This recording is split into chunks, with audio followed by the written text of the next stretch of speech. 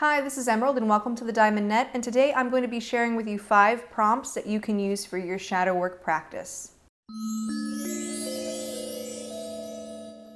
Alright, so in this video I'm going to be sharing with you 5 prompts to use for your shadow work practice, but first let me go into what the shadow is in the first place and what shadow work is. So basically the shadow is a term that was coined by Swiss psychologist Carl Jung that refers to the place in the psyche where we relegate all of the aspects of ourself that we're either unwilling or unable to be conscious of at a given time. So I like to think about the shadow as like a dark closet in the human psyche where we fragment off parts of our personality and put them in that dark closet in order to forget about them.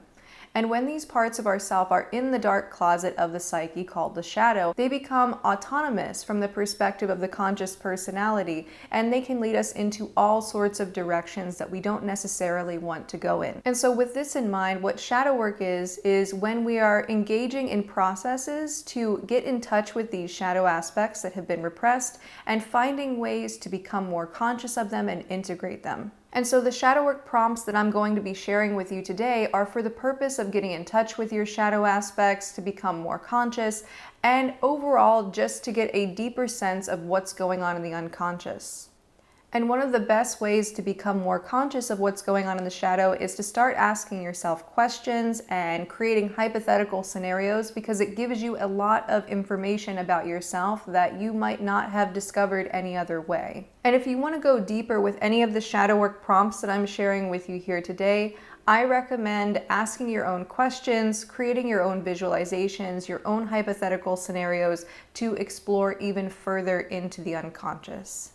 Alright, so without further ado, let's start looking into the shadow work prompts. So the very first one is to look at the behaviors that you judge the very most. And you want to especially focus on the behaviors that you judge the most that don't cause that much harm, things like pet peeves.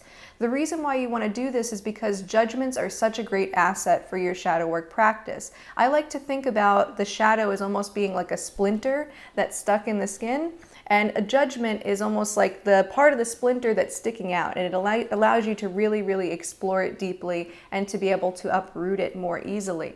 Then once you have a list of the behaviors that you judge the very most, I recommend trying out this exercise. So I call it the demon exercise. So imagine that there's a demon, and the way that this demon functions is that it possesses people and makes them behave in exactly the way that they would never want to behave. And so let's say if somebody has a really strong judgment toward people who make themselves the center of attention, this demon would then possess that person who has that judgment and make them behave as though they want to be the center of attention. And so when you have your list of judgments that you typically make against certain behaviors, you want to try this demon perspective on. So let's say that you have a strong judgment toward people who, let's say people who are unkind or abrupt or, something of this nature. Well, you want to imagine that the demon possesses you. You can't tell anyone that you're possessed by a demon, and you can't be in control at all. And the people that you know, your acquaintances, your family, your friends, are just seeing you behave in this really abrupt and kind of mean way. And when you do this exercise, you want to see how you respond to it. Is it different that you know that the behavior is not coming from you? Is it like, oh, it's no big deal because the behavior is not coming from me, so it doesn't mean anything about myself? Or is it still a big deal because, oh no, people are going to judge me in the same way that I judge others for the same behavior? And it basically allows you to explore, what it is that you don't want to be seen as. And it helps you understand if there's a social motivation behind why you're in resistance to these qualities. And it helps you see if there's a social motivation for being in resistance to these qualities. Now, when we look at these qualities, we might say, well, these are negative qualities. Of course, I don't want to express them. But oftentimes when we have a really strong judgment or a really strong aversion toward a particular quality, we'll have a tendency to throw the baby out with the bathwater. So let's say if I go back to the example of judging mean and abrupt people. Well, it's not nice to be mean with people, but there are other qualities that are kind of adjacent to that might be quite good qualities, like the ability to assert your will, the ability to use positive aggression, in order to draw lines in the sand. A person could even pendulum swing all the way over to the other side of the spectrum and become a doormat just to avoid coming across as somebody who's mean. And so when it comes to, let's say, going more toward the center of the spectrum where a person's more assertive, it might feel like, oh no, I'm getting close to being like the mean people that I judge. So when we can get the sense of where our motivation to judge those qualities is coming from, it can be much easier to unwire any polarization in the opposite direction we've done from those qualities. All right, now shadow work prompt number 2 is to write a list down of all of the behaviors that you find yourself engaging in that you would consider negative or suboptimal, or are things that you would just like to stop doing. And for each one of these behaviors, you want to ask yourself, what is the hidden positive intention behind me engaging in these behaviors? You see, when our shadow aspects are influencing us to behave in negative ways, there are blind spots that these shadow aspects have that make them behave in that way. So oftentimes our shadow aspects are stuck in a state of arrested development at a much younger and much less mature age. They're also outside of the range of our conscious awareness, and so they don't have really great ways of directly influencing what the conscious personality does. And also, the shadow aspect, because it is fragmented off from the whole of the personality, it tends to make decisions that don't necessarily lead to positive outcomes. So it would be a little bit like if my hand had a totally separate consciousness from the rest of my body and my hand started to, behave in all sorts of suboptimal ways because it's a part that doesn't perceive itself as part of the greater whole. And so a lot of the motivations that come from our shadow aspects that reside in the unconscious tend to be kind of short-sighted, tend to lead to sort of negative or suboptimal outcomes, tend to engage in, let's say, unhealthy coping mechanisms, because that's the best it can do from where it is at the current moment. But there's always going to be a positive intention underneath everything. So if you look at, let's say, certain bad habits that you're engaging with, certain addictions, certain tendencies, there's always a positive motivation that it can be drawn down to, because these shadow aspects are part of you, and so they're always trying to be self-serving, which means they're always trying to serve you. But it's very, very common that our shadow aspects' positive intentions backfire and cause all sorts of problems. For example, let's say that I find myself always sabotaging my relationships. Well, consciously, I don't want to be doing that because it's creating a lot of problems in my life. And I might look at that and go, well, there's certainly going to be no positive intention there because things are going so horribly. But the reality is that maybe there's some 5-year-old aspect that's down in the shadow that is dealing with abandonment wounds and is going, I know, we need to abandon them first before they abandon us. So this aspect actually has a positive intention, which is to avoid the wounds of being abandoned and to avoid feeling powerless by doing the abandoning first. Now, consciously, the conscious mind recognizes that it's leading to lots of negative outcomes, but from the perspective of this shadow aspect, it's really trying to do something very positive for itself and therefore trying to do something very positive for you. So for every negative, unwanted, or suboptimal behavior that you find yourself engaging with, you want to ask yourself, what is the hidden positive intention underneath these behaviors? And how is this behavior meant to protect me or meant to serve me? All right, so if you're enjoying the shadow work prompt so far, I just wanted to give you a quick heads up that I have a free shadow integration masterclass called the 6 Simple Steps to Shadow Integration. And if you want to check that out for free, you can go to shadowintegration.org/masterclass to check it out. All right, so now on to shadow work prompt number 3. So for this shadow work prompt, what you're going to want to do is you're going to want to think about somebody that you dislike or somebody that really annoys you. And you want to see if you share any qualities in common with that person, especially the qualities that you judge the very most about them. You see, whenever we push elements of ourself into the shadow, we go into resistance to them. And that same resistance to the qualities that those shadow aspects have have, can be seen in our resistance to the people in our lives. So let's say, for example, if I've pushed away a part of myself that's really happy and gregarious and carefree, and I started to identify with being a very serious person because I felt like that was the only way for me to get respect, then when I see someone in my life who is super happy and gregarious and carefree, they get on my nerves because I have pushed away that part of myself. And now that person is standing as a symbol for that part of myself. So when we have a dislike for someone, it is often because they represent something about ourselves that we are in resistance to. And so if you want to take this shadow work prompt more deeply, you can actually start practicing deep understanding and compassion for the perspective of the other person. So in the case of me judging the person who's really happy and gregarious, I might think about the different ways that that person's perspective has been shaped and why it's understandable from their perspective to be more carefree.